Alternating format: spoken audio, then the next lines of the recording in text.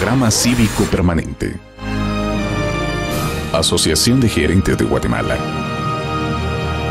Para dar inicio a este segundo foro con los candidatos a la presidencia y vicepresidencia de Guatemala, para dar las palabras de bienvenida y explicarnos el concepto y el porqué de esta intención de la Asociación de Gerentes de Guatemala al organizar este ejercicio democrático, con nosotros Jorge Eskenazi, presidente de la AGG.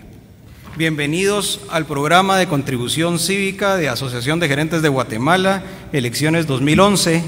Analizo, exijo y voto por el futuro de mi país. Hoy celebramos un foro con los candidatos a la presidencia y vicepresidencia de la República por el Partido de Avanzada Nacional PAN, señor Juan Gutiérrez, señor Carlos Zúñiga. Como muchos saben, desde el año 1982, AGG ha realizado un programa cívico, el cual se enmarca dentro de los esfuerzos nacionales de promover la participación democrática de la mayor parte de los ciudadanos guatemaltecos en las elecciones generales. Desde su inicio, nuestro proyecto se ha enfocado en ofrecer información actualizada sobre las diversas opciones políticas que participarán en la contienda electoral a la población votante de todo el país, con el objetivo de elevar no solo los niveles de participación en el proceso electoral, sino también de que los votos emitidos sean votos conscientes e informados. Los invitamos a que compartan sus ideas con apertura y que nos cuenten qué van a hacer en su gobierno, pero sin olvidarnos del cómo y el con qué. Bienvenidos y muchas gracias. Muchas gracias, Jorge Eskenazi, presidente de la Asociación de Gerentes de Guatemala. Rápidamente, el formato que va a tener este foro, que es el mismo para cada uno de los binomios que a partir de ahora, por supuesto, y como lo hicimos la semana anterior, estarán en este espacio. Vamos a comenzar con este ejercicio y en primer lugar, entonces, vamos a dar la palabra al binomio presidencial del Partido Avanzada Nacional, 20 minutos para que puedan exponer. Adelante, bienvenidos nuevamente, los escuchamos. Nuestra propuesta de gobierno o plan de gobierno, como se le quiera llamar, consiste en 6 ejes. El problema de fondo de Guatemala es la pobreza, es la falta de oportunidad, es la miseria en que vive nuestra gente. Pero solo hay una forma de combatir la pobreza, y es mediante la generación de riqueza, la creación de riqueza, o sea, el desarrollo económico, la creación de empleo. Y esto se logra atrayendo y promoviendo la inversión nacional y extranjera. Y para ello se necesita certeza jurídica, acceso a financiamiento y creación de mercados financieros y de valores, acceso a tecnología, apertura de mercados, promoción de las exportaciones y el desarrollo turístico. También se necesita la incorporación de las remesas familiares al mundo productivo y de desarrollo mediante programas de colaboración entre el gobierno local, los migrantes guatemaltecos que viven en el extranjero y sus familias en Guatemala. También la simplificación y agilización para la formalización e incorporación de nuevos negocios. Y finalmente la eliminación de la corrupción y otras barreras a la inversión local y externa. La forma de lograr el desarrollo es mediante el apoyo a las MIPYMES. El Estado debe enfocarse en dejar a las empresas grandes operar sin obstáculos y sin regulación excesiva, y enfocarse en el apoyo a la micro, mediana y pequeña empresa. El desarrollo rural gira sobre ejes similares, es lo mismo que ya hablamos, pero con la adición del apoyo a programas cooperativos para mejorar la producción y promover la exportación de productos agrícolas no tradicionales. El enfoque al medio ambiente también es crítico. Tenemos que limpiar nuestros ríos. En Guatemala, más de 5,000 niños mueren cada año de enfermedades causadas por agua sucia, agua contaminada. Reforestar el país para mejorar el ambiente y combatir la erosión y la destrucción de buena tierra mediante la protección del medio ambiente. Y finalmente, la tenencia de tierras y el manejo de los conflictos agrarios es crítico para el desarrollo rural. En cuanto a seguridad, la descentralización de la seguridad es necesaria. Vamos a modernizar al ejército y reabrir los destacamentos militares necesarios en las zonas donde hoy están dominadas por el crimen organizado. Vamos a recuperar el control de nuestro país de manos de los narcos y del terrorismo.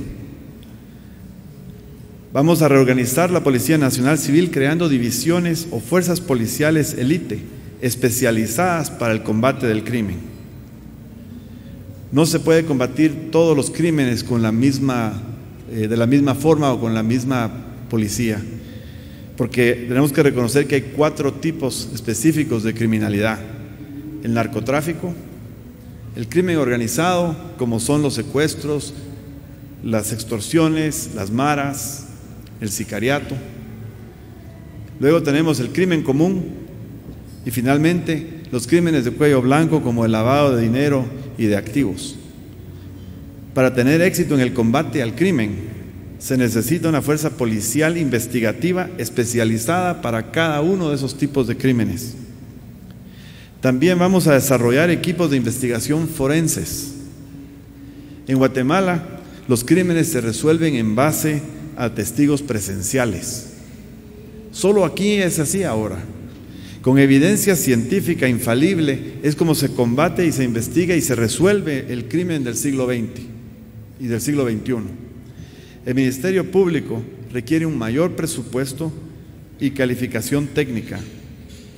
El MP debe ser reformado de forma que ser fiscal sea una carrera debidamente remunerada y con perspectivas de largo plazo y progreso. Hay que combatir y vamos a combatir la corrupción en el Ministerio Público, lo cual es vital para reducir la inseguridad y la violencia. El organismo judicial también requiere de reformas y de aumentos presupuestarios. Ser jueces debe ser una carrera digna, bien recompensada y con prospectos de ascenso. Necesitamos crear estabilidad judicial y la eliminación de la corrupción a nivel de las cortes. Los programas de prevención del crimen, el combate a las maras, requieren la participación de todos los ciudadanos, no solo del Estado. Los ciudadanos, todos nosotros, somos parte del sistema de seguridad y debemos asumir nuestra responsabilidad individual en la prevención y en la denuncia del crimen. El sistema penitenciario va a ser reformado, separando a los presidiarios en grupos acorde a los tipos de crímenes cometidos. Nuestras cárceles hoy día son universidades del crimen.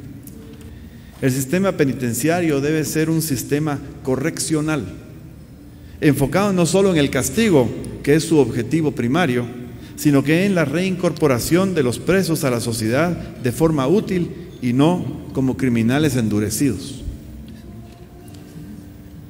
La educación. En años recientes ha aumentado la cobertura educativa mediante nuevas escuelas, pero a costas de la calidad de la educación. Acorde a las estadísticas, solo el 25% de los niños de 7 a 18 años se inscriben en las escuelas. Y de los que no se inscriben, de ese 25% que no se inscriben, 70% son niñas. Vamos a promocionar la inscripción para que el 100% se inscriban de los niños y los jóvenes a los estudios, pero que sean niños y niñas por igual.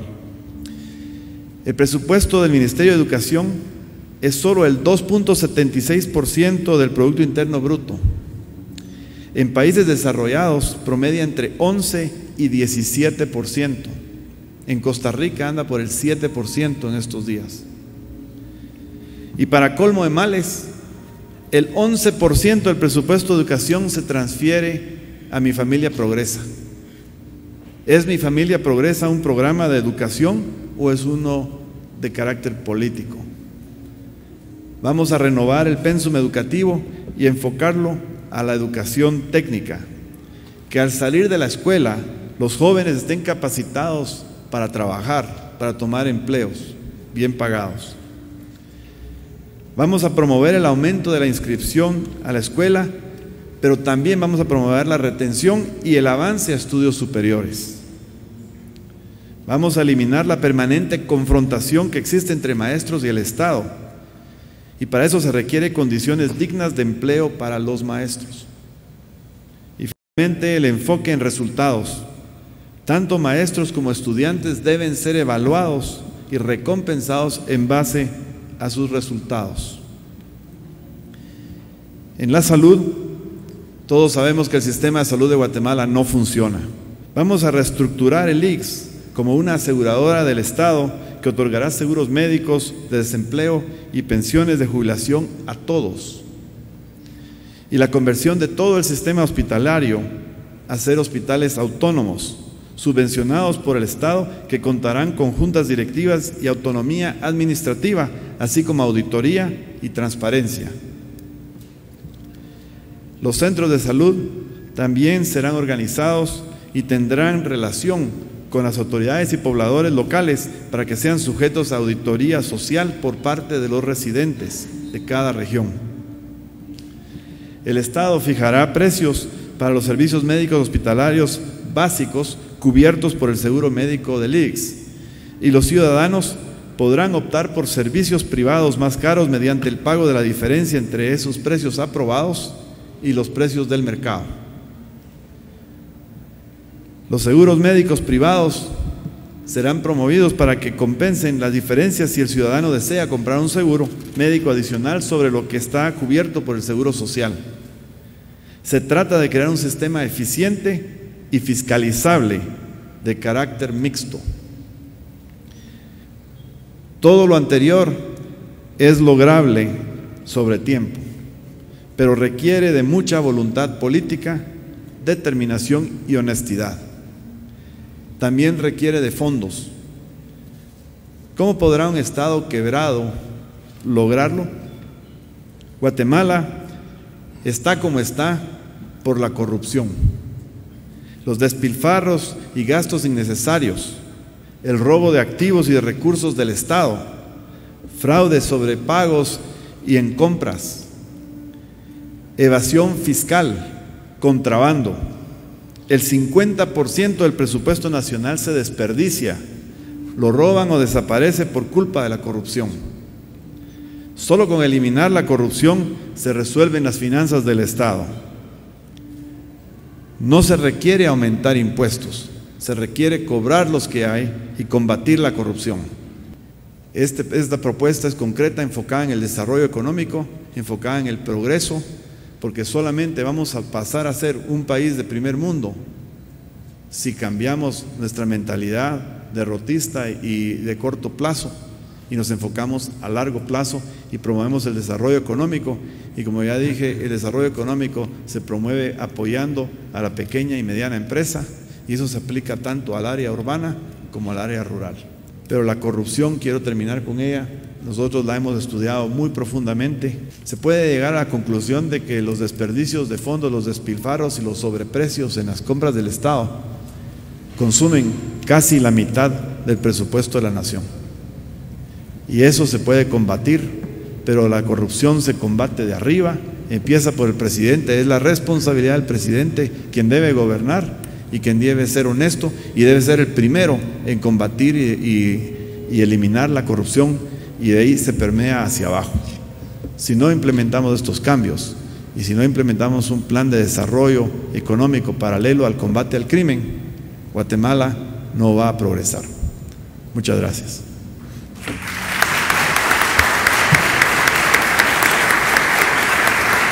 Tal vez nada más un comentario, y lo que Guatemala necesita es un cambio total de la forma en que ha sido administrada. No hay diferencia entre el Estado, entre una empresa, entre una organización no gubernamental. Todos están conformados por un grupo de personas que tienen metas y un objetivo claro planteado, recursos limitados y tienen objetivos claros comunes. Lo que necesita para lograrse esos objetivos es una buena administración, una administración honesta y una administración a través de la delegación de funciones a personas capaces. Y eso es lo que los gerentes sabemos hacer.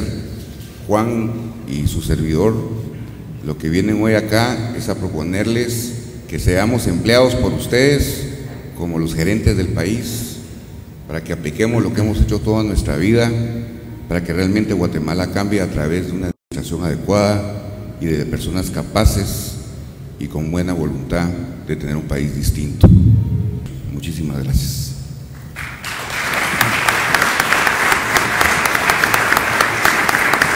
Muchísimas gracias a los señores candidatos por esta exposición. Antes de comenzar con las preguntas de los panelistas, es importante recordar al público presente que este ejercicio democrático se realiza en el marco del respeto y de la cordialidad, así que les agradecemos a todos ustedes esa colaboración para que esto surja de esta manera.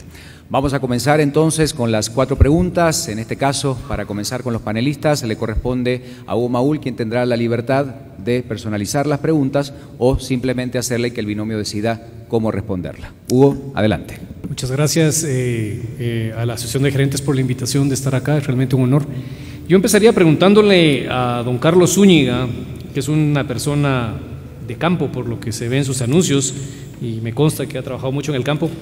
Carlos, sabes muy bien que existe una oposición creciente en torno a la minería, megaproyectos, monocultivos extensivos, hidrocarburos e hidroeléctricas. Descubrí eso ayer en una reunión con gente de izquierda que ahora es un combo. Y sabemos también que es necesaria la inversión extranjera, pero si esta oposición a estos sectores es cada vez más grande, parece muy difícil poderle ofrecer al inversionista extranjero no solo un buen menú de oportunidades, sino la seguridad jurídica asociada con ellos. En concreto, ¿cómo piensan ustedes lidiar con esta oposición cada vez más grande y descomposición, diría yo, social e incluso gobernabilidad en torno al tema? Acá se ha manejado mal el tema de la inversión en ese tipo de recursos. Por ejemplo, Guatemala tiene un potencial gigantesco de la generación de energía renovable por sus fuentes hidrológicas, y es uno de los temas importantes por el cual hablamos de la reforestación, porque los desastres que tenemos en la boca costa y en la costa es debido al abandono y a la deforestación que han tenido las cuencas. Eso es algo que hay que aprovecharlo definitivamente. El tema de la minería es un tema controversial porque lo han hecho controversial en el país, sin embargo ha sido exitoso en otros países del mundo, y eso debemos de aprovecharlo para que en Guatemala podamos hacer uso de esos recursos para dejar el desarrollo en el área local, pero fundamentado en principios en donde se defiendan y se protejan el ambiente a través de la tecnología que existe, porque no es algo que no exista. No tenemos que inventarnos la rueda, Hugo, tenemos que seguir el ejemplo de otras naciones que han sabido aprovechar sus recursos, como lo es Chile, como lo es el Perú, y aplicar ese tipo de medidas acá para lograrlo. Gracias. Creo que todos estamos muy conscientes, no, es más, estoy convencido que estamos muy conscientes que vivimos un agotamiento en las finanzas públicas del Estado. Sin control de gastos y mayor recaudación tributaria, parece muy difícil que cualquier gobierno, independientemente del color, pueda gobernar Guatemala. Y ahorita estamos en una etapa en la cual, si tomamos decisiones, pudiéramos ahorrar tiempo al llegar el próximo gobierno. Después de escuchar la presentación que ustedes traen a la mesa, hablan de equiparar ciertos niveles de gasto público a niveles internacionales, lo cual, dependiendo cuál sea el nivel internacional, puede representar un aumento considerable de los gastos. Por otro lado, se ha estado barajando la posibilidad de establecer controles drásticos al gasto público. Incluso se habló en esta mesa la semana pasada la posibilidad de congelar el gasto público. Veo que no es la propuesta de ustedes, no va por congelar. Entonces mi pregunta sería, ¿cómo ustedes harán para controlar el déficit fiscal y mantenerlo dentro de niveles que sean compatibles y sostenibles en el tiempo? Casi la mitad del presupuesto de la nación se desperdicia en actos de corrupción, en sobreprecios. La Organización Panamericana de la Salud, por ejemplo, hizo un estudio que demuestra que los medicamentos que compra el gobierno de Guatemala los sobrepaga entre 300 y 600%. Un kilómetro de carretera en Guatemala cuesta 7 veces más que un kilómetro de carretera similar en el Perú. Y esto no lo digo yo, esto es información que viene de fuentes internacionales y podemos estar toda la noche hablando de diferentes de estos casos. Combatiendo la corrupción es el primer paso que hay que dar y es un paso inmediato que hay que dar para reducir el gasto público desperdiciado. Y luego finalmente la evasión fiscal debe ser también combatida, así como debemos de invertir tiempo y recursos en mejorar el tema de la certeza jurídica, porque es la certeza jurídica la que le da vialidad a la economía. Con el desarrollo económico, que es el programa de desarrollo a través del enfoque a la empresa pequeña y mediana, el tamaño de la economía va a crecer también y por ende la colección de impuestos va a subir proporcionada al crecimiento de la economía. Esto no es algo que va a ocurrir de la noche a la mañana, obviamente, esto es un plan conciso. Nuestro plan es un plan de 20 años, pero que va a ir avanzando poco a poco, iniciándose en enero del año entrante. Bien. Si tu partido llegara al gobierno, te tocaría coordinar el gabinete, estar en el gabinete económico. Desde ahí seguramente se tendría que hablar toda esta problemática fiscal. Dentro de la problemática fiscal es pero muy difícil que cualquier gobierno que llegue no aumente impuestos. Se entiende que por razones de campaña política nadie va a decir que va a aumentar impuestos, pero una vez sentados ahí y dado el descalabro de las finanzas públicas, es muy probable que lo hagan. ¿Cuál sería tu respuesta concreta ante la necesidad de aumentar el IVA, que es la vaca lechera del sistema tributario guatemalteco, para tener más ingresos? ¿Estarían dispuestos a aumentar el IVA? Hugo, mira, primero tenemos que enfocarnos en evaluar los problemas que hay de elevación de los impuestos que actualmente tenemos. Solo en contrabando, tú sabes bien, hay una evasión de mínimo 9,000 millones de quetzales que se podría controlar ahí. Aparte de eso, hay una gran evasión en impuestos sobre la renta. Y en el tema que nosotros hablamos de la micro, pequeña y mediana empresa, vamos a proponer un mecanismo para poder incorporar a esos empresarios al sistema formal, que equivocadamente se les llama informales, porque son personas emprendedoras que no han tenido la oportunidad de incorporarse. El aumento de los ingresos fiscales va a ser considerable solo con hacer una buena recaudación. El problema de la administración tributaria es que no es pareja en la recaudación y no cumple con su responsabilidad en la totalidad. Luego, si aumentamos la eficiencia del uso de los recursos, que eso es lo que los gerentes sabemos hacer, ser más productivos y más eficientes en el uso de los recursos que se tienen en el Estado, que eso es algo que nos diferencia tremendamente con los que normalmente han estado manejando la política fiscal y económica del país, vamos a lograr mucho mejor uso de los recursos con que se cuenta. En este momento nosotros no estamos contemplando aumentar el IVA. Gracias. Y finalmente, una pregunta que corresponde al presidente tener que intervenir directamente, porque en él recae la decisión, y es el tema del salario mínimo. Tenemos ya, 20 años de estar jugando un juego del gato y el ratón, donde finalmente no hay acuerdo y el presidente tiene que decidir, y la decisión del salario mínimo termina siendo en términos políticos. Entendiendo que la propuesta de ustedes no va por un manejo político del salario mínimo, es muy importante notar que las estadísticas demuestran que el salario mínimo a quien más afecta es a los jóvenes en Guatemala, y es donde también se observan las mayores tasas de subempleo, informalidad o trabajo por cuenta propia. En concreto, ¿qué han pensado ustedes para modernizar el mecanismo de fijación del salario mínimo, o si estarían dispuestos a dejar esto completamente a las fuerzas del mercado? La mejor manera que hay para que suba el nivel de salarial en el país es a través de la creación de empleo, y esa es la base de toda nuestra propuesta específica. Nuestra propuesta gira alrededor del desarrollo económico global, del apoyo a la empresa pequeña y mediana, especialmente en el área rural, pero también en el área urbana, porque de esa manera es que se aumenta la demanda de empleo y también se mejoran los salarios. Ahora, es sumamente importante tener en cuenta que uno de los graves problemas de Guatemala es la falta de entrenamiento técnico práctico. Tenemos en Guatemala ya muchas universidades, tenemos muchos graduandos en carreras profesionales universitarias, pero además del INTECAP prácticamente no existe en Guatemala capacitación técnico-práctica. El nivel de vida de los guatemaltecos lo va a mejorar el crecimiento económico, el desarrollo económico, la generación de empleo y sobre todo en el área rural. Y el apoyo a los agricultores es sumamente importante, porque donde está el problema más grave de ingresos es en el área rural, y la mayoría de ellos son autoempleados o trabajan para agricultores muy pobres, y ahí podemos poner el salario mínimo que querramos, que no lo pueden pagar. El tema es desarrollo económico, es invertir en mejorar las condiciones de la empresa mediana y pequeña, darles asesoría, darles acceso a microcréditos que en este momento no tienen. No hay otra forma de mejorar la condición del pueblo que mediante la creación de empleo. Bueno, muchísimas gracias, Hugo Maúl, por las preguntas, y para dar continuidad a este foro es el turno de Diana Canella. Bienvenida, adelante, la escuchamos. Muy buenas noches.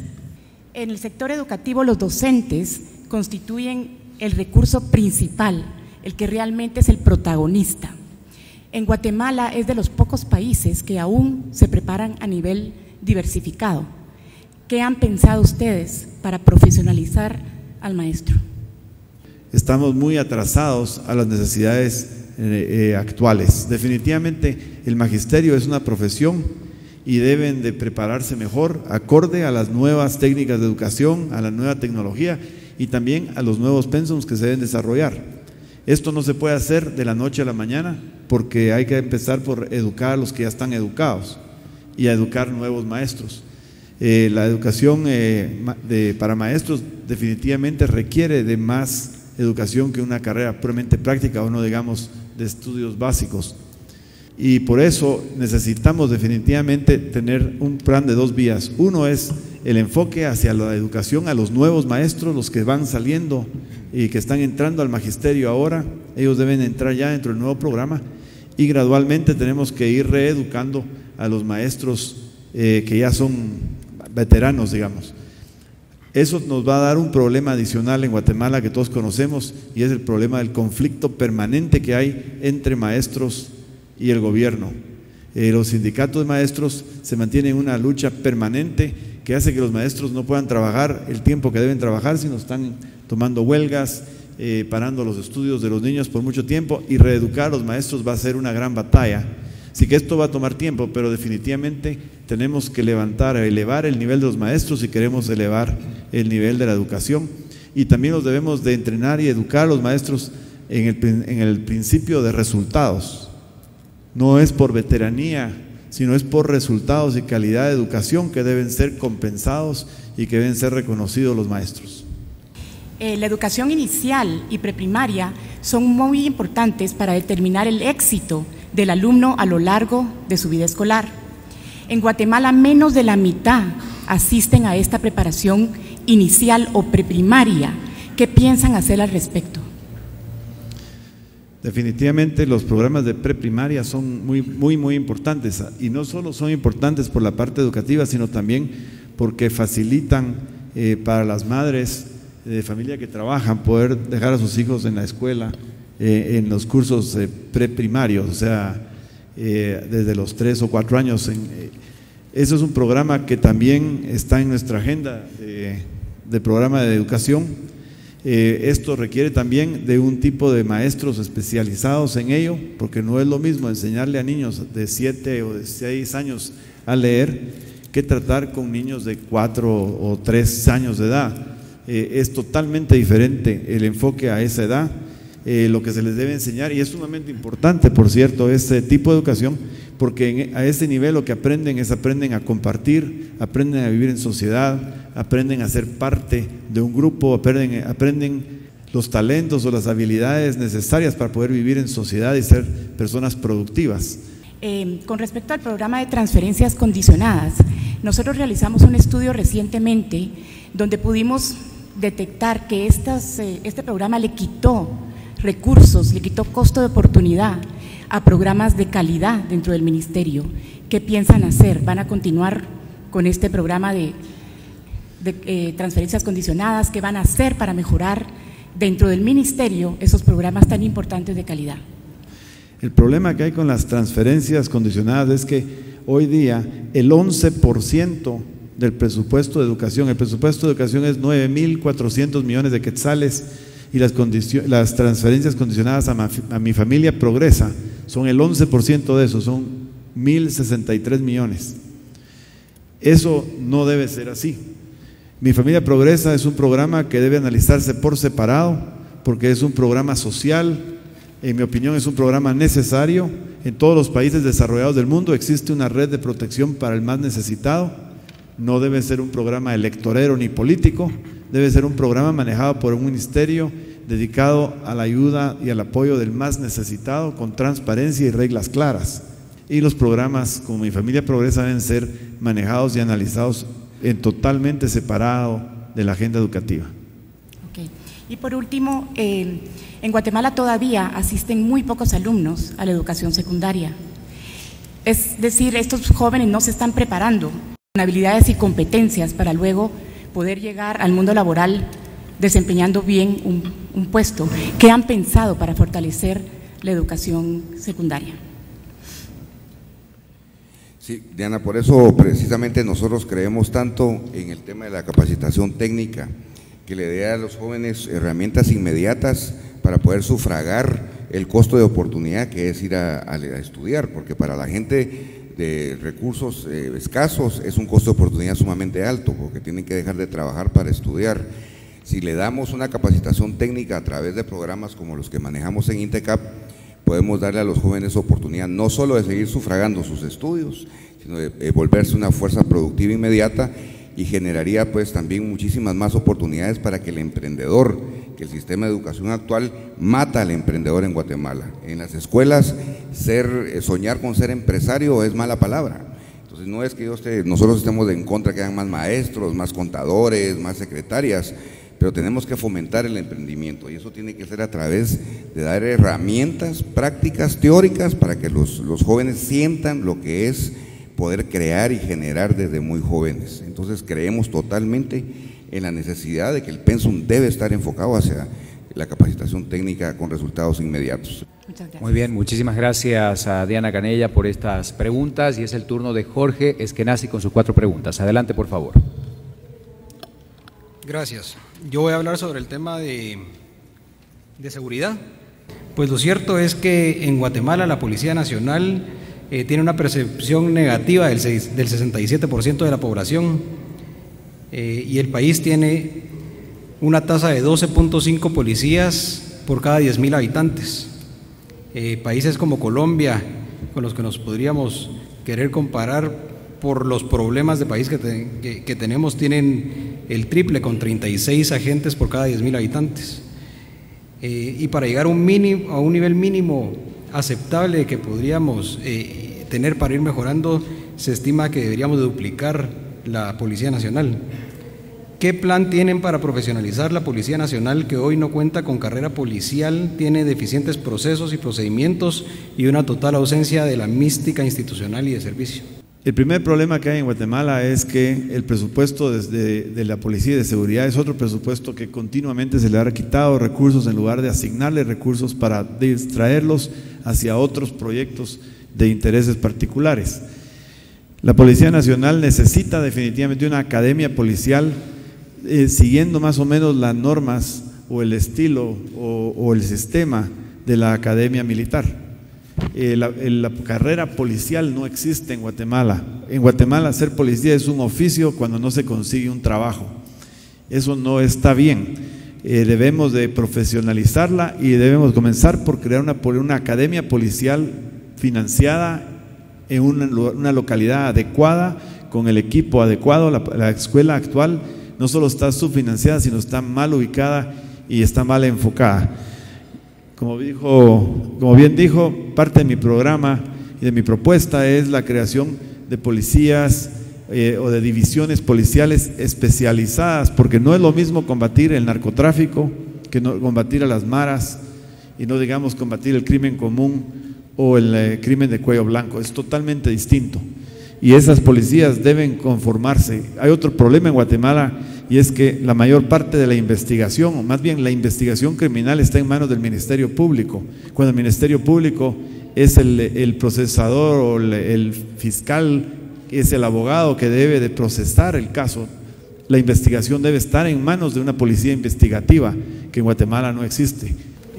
También mencionaron sobre un tema similar, pero en el sistema penitenciario, de algún tipo de clasificar a los privados de la libertad por el tipo de delito.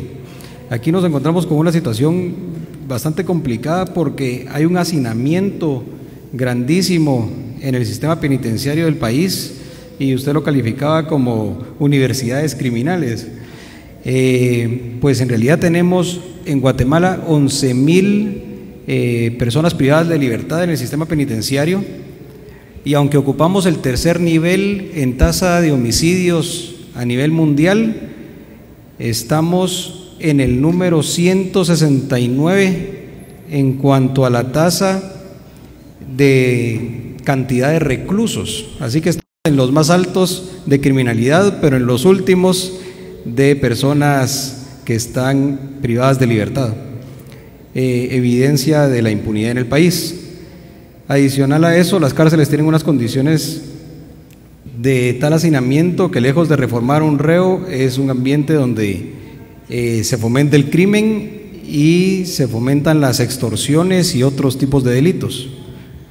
Se estima que para dentro de 4 años tendremos un 50% más de demanda de instalaciones para poder tener a la cantidad de reos que vamos a tener en ese momento, y que deberíamos de aumentar de 68 por cada 100.000 habitantes a más de 200 por cada 100.000 habitantes si pudiéramos ir emparejando y nuestra policía fuera mejorando mejor. ¿Qué podemos hacer o cuál es la propuesta de ustedes para este reto tan grande del sistema penitenciario? El sistema penitenciario en Guatemala todos sabemos muy bien que es quizá el foco principal de la misma criminalidad que tenemos. Tenemos que hacer un cambio dramático en el enfoque. En el resto del mundo ya hoy día prácticamente nunca se habla de sistemas penitenciarios, sino de sistemas correccionales, porque hay diferentes tipos de crímenes, hay diferentes tipos de criminales, y la mejor forma de combatir el crimen es mediante la prevención. Obviamente hay que perseguir a los malos, hay que capturarlos, y hay que condenarlos y hay que castigarlos, pero un porcentaje muy alto de la gente que está en la cárcel por delitos más pequeños o delitos menos graves, como asaltos, robos de celulares, ese tipo de cosas, y no hay una prevención o una atención especial a este tipo de criminal primerizo, digámosle así. Cuando se le captura, se le tira en la misma cárcel donde están los criminales más endurecidos y más malos, por decirles de una forma, y lo que hacen es endurecer y volver más malos a estos jóvenes que han caído en un delito por primera vez. El sistema correccional penitenciario debe tener diferentes categorías, desde alta seguridad a mediana seguridad y de baja seguridad, que es donde van los crímenes pequeños o los crímenes comunes, y ahí es donde se debe trabajar en educarlos y en buscar la manera, y hay programas a nivel mundial que funcionan para que estos, cuando regresan a la sociedad, sean útiles a la sociedad y no continúen la criminalidad. Hay una teoría que se llama la teoría de las ventanas rotas.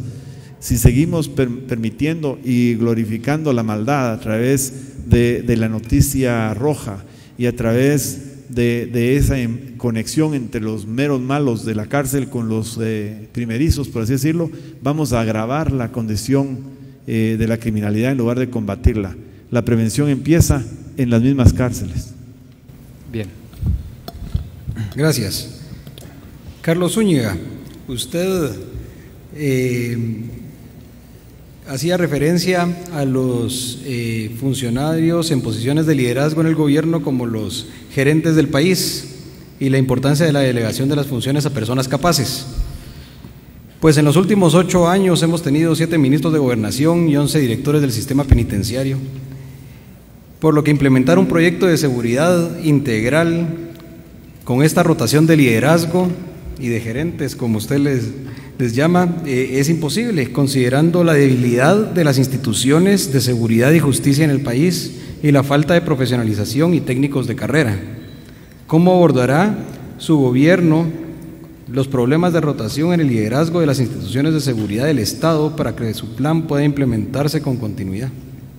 Nuestro deseo es conformar un equipo de gobierno con gente capaz, apta, honrada y que conozca cada uno de los temas, como un buen gerente de departamento. Y eso no necesariamente implica que sea un guatemalteco el que tiene que asumir un puesto para reorganizar las fuerzas de seguridad. Es decir, hay que buscar el expertaje necesario. Tú bien lo has mencionado, aquí no lo existe porque no hay una carrera. Y normalmente las personas que han asumido los puestos o son publicistas o son periodistas de ministros de gobernación. Nosotros tenemos planteado el tema de separar lo que es la función administrativa de gobernación y crear un ente específico que sea un ministerio de seguridad. Gobernación que se encargue del tema de los gobernadores, la autorización de cantinas, la administración de todo lo administrativo de los departamentos, y un departamento especializado en el tema de seguridad. ¿Cómo evitar que las cárceles sigan con los problemas? Es acabar con la impunidad. Nosotros tenemos pensado caerle con todo el peso de la ley a los criminales y que deje de ser buen negocio ser criminal en Guatemala. Ahí vamos a empezar a tener menos presos y menos problemas de hacinamiento en las cárceles. Entonces hay que buscar la gente más capaz, pero no por razones políticas, sino por capacidad. Y la última pregunta que tengo, que no podemos dejar fuera, es el tema del narcotráfico y el crimen organizado. Se señala que los países de la región centroamericana son muy frágiles debido a que cuentan con factores de riesgo como la ubicación geográfica, que los hace apetecibles, como el crimen organizado, el narcotráfico, convirtiéndose en el principal corredor de droga, trata de blancas, migrantes y pandilleros. ¿Qué programa implementará para combatir la narcoactividad y el crimen organizado, y cómo coordinará este esfuerzo con los países de la región? El tema del narcotráfico específicamente y el crimen organizado similarmente, aunque el crimen organizado es un poco distinto al narcotráfico, se debe combatir desde tres perspectivas o desde tres ángulos distintos. Primero, debemos reabrir y recrear esas zonas militares, esos destacamentos militares que fueron cerrados, no todos necesariamente, pero los que sean estratégicamente colocados para tomar control de regreso, recuperar el control del territorio nacional que está hoy en manos del crimen organizado, sean narcotraficantes o sean los zetas o maras de lo que sea. Esa es la primera parte, que es la parte de dar seguridad, y uno de los problemas que hay ahora es que las fuerzas de seguridad no tienen capacidad de responder cuando se está cometiendo un delito, un trasiego de drogas o lo que sea. Las fuerzas de seguridad no tienen la habilidad de llegar a tiempo. Ese es el primer problema. Hay un lado que es ese lado, digámosle, policial, donde las fuerzas militares van a jugar un papel importante porque tienen esa capacidad. Por el otro lado está el lado del combate al cuello blanco. Los narcotraficantes viven de lavar dinero, y en Guatemala no se ha hecho o no se ha combatido como debe ser el tema del lavado de dinero. Para empezar, nuestros mismos fiscales no parecen entender qué es lavado de dinero.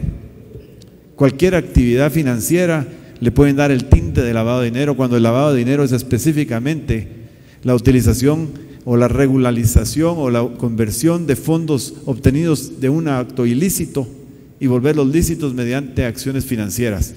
Combatiendo eso, si hacemos un trabajo efectivo en el combate al lavado de dinero, le cerramos el atractivo principal que tiene para el narcotráfico y otras clases de crimen organizado para operar en el país, y buscarán un lugar más cómodo. Y finalmente, la cooperación internacional. El problema del narcotráfico no es un problema de Guatemala, es de los Estados Unidos como consumidor y de nuestros países vecinos, y debemos trabajar en forma coordinada con ellos. Muy bien, muchísimas gracias a Jorge Eskenazi por las preguntas del tema de seguridad, y finalmente las 4 preguntas para Pedro Trujillo. Adelante, por favor. Muchas gracias. Yo voy a intentar mezclar un poco algunos temas porque ya han salido cosas que tenía sobre la mesa. Me voy a centrar, señor Gutiérrez, en el ejército. El ejército se redujo 33% los acuerdos de paz sin ningún plan estratégico. Se redujo en otro gobierno 50% sin ningún plan estratégico. Llevamos 10 años sin inversión. La pregunta puntual es, usted habla de redesplegar. ¿Qué número de efectivos estima que hay que hacer? ¿Qué tipo de despliegue hay que hacer? ¿Y qué capacidades hay que contratar? Porque en una generalidad se nos puede perder otra vez un discurso sin plan estratégico. Claro, yo creo que es necesario regresarlas al número que fue acordado en el tema de la paz, que es alrededor de 30 a 31 mil. Pero no solo se trata de agregar tropas, se trata de localizarlos estratégicamente, y para eso hay que trabajar con el alto mando del ejército, porque son ellos los que tienen el mejor conocimiento de las tácticas y las estrategias necesarias para que el ejército sea efectivo en sus funciones. ¿Y dónde deben colocarse los destacamentos? Donde ellos tengan acceso a interconectarse unos con otros, de manera de no dejar corredores vacíos entre unas y otras áreas de acción, que cubran y protejan las fronteras de Guatemala, tanto del lado mexicano como del lado de Belice, Honduras y El Salvador. Y adicionalmente a esto, el entrenamiento y el enfoque del ejército, y por eso me refiero a la modernización del ejército, no solo es equiparlos, hoy día necesitan equipamiento distinto y un entrenamiento totalmente diferente, porque ahora ya no se trata de pelear en la selva como eran en los tiempos de antes. Ahora es un enemigo muy distinto, con técnicas y tácticas muy distintas, con armamento muy distinto, y por tanto el ejército tiene que hacer un enfoque estratégico y táctico totalmente distinto. ¿Qué postura podría tomar su gobierno en el tema de la legalización de la droga? ¿Estaría dispuesto a emprender este debate, incluso a hacer una apertura al consumo, a la producción, en fin, a todo el proceso, o sigue usted más anclado en la política tradicional de lucha contra el narcotráfico? Yo en lo personal estoy abierto a todo tipo de debate, pero no estoy abierto a la legalización de las drogas. En mi opinión, legalizar las drogas para descriminalizarlas o para como una medida de combatir el crimen es como legalicemos el homicidio para que ya los sicarios tampoco sean criminales. O sea, no es mediante la legalización de un crimen que se combate el crimen. El combate al combate a las drogas debe ser tampoco necesariamente, como ya hemos visto los tristes resultados en México con tantas muertes, tampoco es una batalla militar. Por eso dije, es una batalla de tres diferentes perspectivas. Una, debemos de trabajar de la mano y de una forma muy coordinada con nuestros vecinos para que ellos hagan su parte, porque Guatemala es un punto de trasiego más que otra cosa. Por el otro lado, también tenemos que cerrarles la puerta a la parte financiera. Y yo insisto que el combate al lavado de dinero con mucha certeza y seriedad es la forma de combatir el narcotráfico. En Guatemala hoy día el dinero de los narcotraficantes financia grandes proyectos de bienes raíces, financia grandes proyectos de diferentes cosas, se va en venderle moneda barata a aquellos que evaden impuestos, por ejemplo. Hay una infinidad de mecanismos de lavado, esos hay que pararlos, si no el narcotráfico florecerá. Gracias. Me gustaría abordar el tema de las reformas constitucionales. En el año 99 hubo un intento fallido. Últimamente ha habido propuestas como Proreforma, actualmente hay otros movimientos más puntuales. ¿Ustedes estarían por una reforma constitucional? Y de ser así, ¿en qué aspectos se podrían focalizar o centrar? Primero que nada, yo creo que debemos de empezar por respetar la Constitución. El primer paso que debemos seguir todos los guatemaltecos es el respeto a la ley, como existe, nos guste o no nos guste. El ejemplo que estamos viendo en este debate que hay sobre las prohibiciones o no prohibiciones a candidatos o candidatas es un ejemplo del irrespeto que ya se ha desarrollado en nuestro país hacia la ley.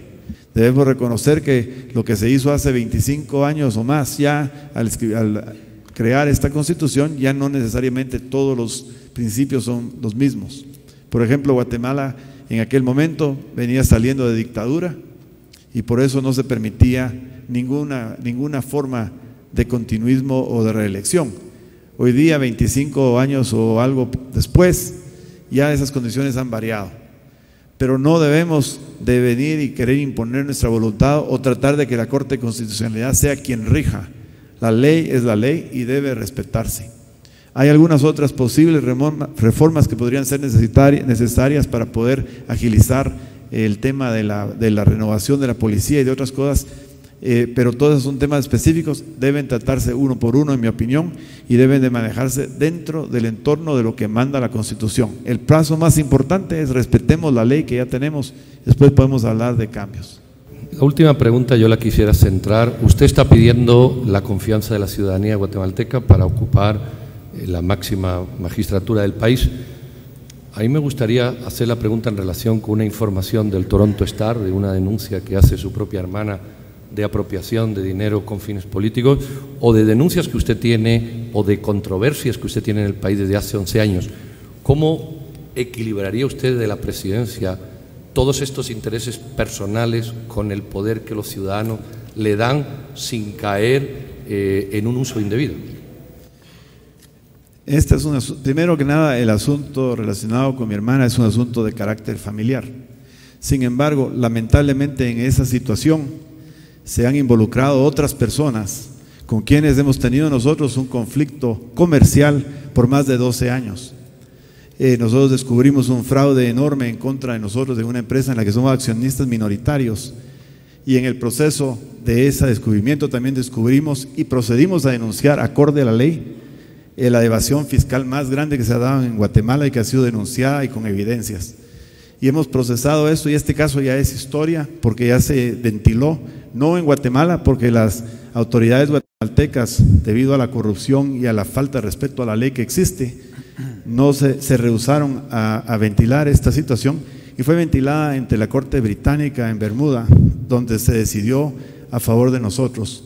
Así que este es un caso ya cerrado, es historia, no hay ninguna violación a ninguna ley, ni somos acusados de nada ilegal, de nada inapropiado, y lo que continúa es una lucha que hay ahora, con un esfuerzo específico de tratar de impedir mi candidatura presidencial, porque yo estoy determinado a cambiar la situación de Guatemala, porque el país no puede y no debe seguir como está.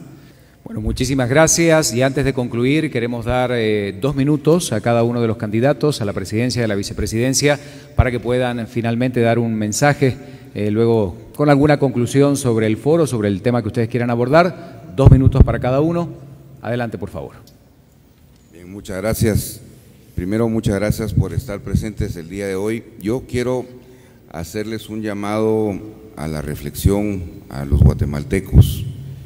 Nuestro país está en una situación dramática, la hemos dejado caer ahí. De una u otra forma todos hemos tratado de participar. En lo particular, yo opté por el periodismo, escribiendo durante más de 11 años en uno de los principales medios, también por el liderazgo en el sector empresarial, para tratar de hacer cambios en el país, para tratar de tener una injerencia, para tratar de que el país tomara un rumbo distinto. Y con toda la frustración del caso me he dado cuenta que al menos de que nos arremanguemos la manga y asumamos el compromiso de dirigir el país, esto no va a cambiar, y que no podemos pretender que el país cambie si no es gente distinta la que asuma esa responsabilidad, gente como ustedes, porque nosotros somos gente como ustedes, somos gente que hemos estado en el público criticando y hablando en las reuniones familiares sobre la situación caótica del país, viendo cómo cada 4 años nos ofrecen y nos prometen más de lo mismo, y cada 4 años tenemos más de lo mismo y cada vez estamos peor. Nuestros hijos merecen una oportunidad, nuestros nietos merecen una oportunidad, y yo quiero llamarlos a la reflexión para que realmente analicemos todas las propuestas y veamos a los ojos a las personas y abramos el corazón para ver quiénes realmente quieren que este país cambie y quiénes realmente tienen la capacidad de lograr que ese país cambie. Y entonces así, analizando correctamente su voto y no haciendo lo que todo el mundo dice que hay que hacer, o yendo por el que le toca, sino realmente por quienes realmente podemos hacer un cambio en este país. La oportunidad de votar es una gran responsabilidad, pero necesitamos que ahora, más que nunca, analicemos bien las propuestas y a las personas que las están haciendo. Muchas gracias. Muchas gracias, muy amable. Su turno. Bueno, primero que nada quiero agradecer mucho a la Asociación de Gerentes de Guatemala por esta oportunidad de compartir nuestra visión y nuestro programa de gobierno, y también quiero felicitarlos por la forma como conducen estos foros, con equidad, con participación de todos los grupos y partidos, y quisiera instar a todas las organizaciones en Guatemala de carácter político o civil o ciudadano, empresariales o de medios, que sigan el ejemplo de la Asociación de Gerentes y que no excluyan a ningún candidato por razón alguna, porque Guatemala ya necesita ser un país distinto, necesitamos un cambio fundamental a la forma como nos hemos conducido como democracia, tenemos que madurar ya, y para que haya democracia, los votantes, los electores, el 11 de septiembre debemos de tener un conocimiento completo de todas las opciones, no importa de quiénes se trate, de qué inclinación política, de qué posición se encuentren en una u otra encuesta, porque las encuestas son solo fotos de momento, que las de hoy no se van a parecer en nada a las del 11 de septiembre y ni se parecen unas a otras a veces. Lo que es importante es que se siga el ejemplo de este foro, donde todas las diferentes propuestas puedan ser escuchadas por el público, que lleguen a todos los rincones del país, porque la propaganda no es realmente el mejor vehículo para transmitir un mensaje. es este tipo de foros donde hay cuestionamientos, donde hay preguntas, donde hay discusión. Los debates entre candidatos son precisamente los foros donde el votante va a conocer realmente quién es quién sabe de qué está hablando y cuál es su propuesta. Y yo espero que todos los guatemaltecos participemos activamente en esos foros y que los organizadores le den la oportunidad a todos los participantes sin exclusión alguna, para que los guatemaltecos en septiembre podamos elegir con responsabilidad y no solo como lo hemos hecho en el pasado, sigamos equivocándonos. Muchas gracias. Muchas gracias y muchas gracias al binomio del Partido Avanzada Nacional. Y para concluir, las palabras de quien convoca a este foro, el presidente de la Asociación de Gerentes de Guatemala, Jorge Eskenazi, ya como conclusión de este nuevo encuentro democrático. Yo quiero extender un agradecimiento a los candidatos, a Juan Gutiérrez, a Carlos Zúñiga, por su apertura, por su disponibilidad, por su interés en venir a compartir a la Asociación de Gerentes de Guatemala y con el público que nos sintoniza en todo el país. Le agradezco también a los panelistas, a Diana Canella, a Pedro Trujillo, a Hugo Maúl, a Ricardo García de Santander. Te felicito por la moderación, creo que nos mantuviste en el hilo del tiempo muy bien con ayuda del semáforo y mantuviste un foro muy entretenido, muy dinámico, al público en especial, por ser verdaderos ciudadanos que se toman el tiempo y la responsabilidad por estar informándose, y finalmente a las personas que están en su casa sintonizándonos, gracias por estar haciendo ese esfuerzo de informarse, de enterarse, y por el compromiso que van a tener en septiembre por emitir el voto, que es muy importante y que el país realmente lo necesita en este momento, en todos los momentos, pero en este momento creo que mientras más y mejores ciudadanos seamos, mejor vamos a orientar el futuro de nuestro país. Muchísimas gracias, Jorge Eskenazi. Nuevamente, en nombre de la AGG, gracias a todos los presentes, gracias a los panelistas, al binomio de candidatos por el Partido Avanzada Nacional y a la gente que nos está sintonizando en casa. Tenemos una cita todos los domingos por la noche, un horario especial para que en familia podamos escuchar estos temas tan importantes que hacen a la democracia del país, no solamente en Guatemala, sino en canales que nos sintonizan en Estados Unidos y en algunos otros lugares. Muchas gracias por su atención. Los esperamos la próxima semana en un nuevo encuentro de la Asociación de Gerentes de Guatemala Foros Cívicos. A los presentes, muchas gracias. Buenas noches. Hasta un próximo encuentro.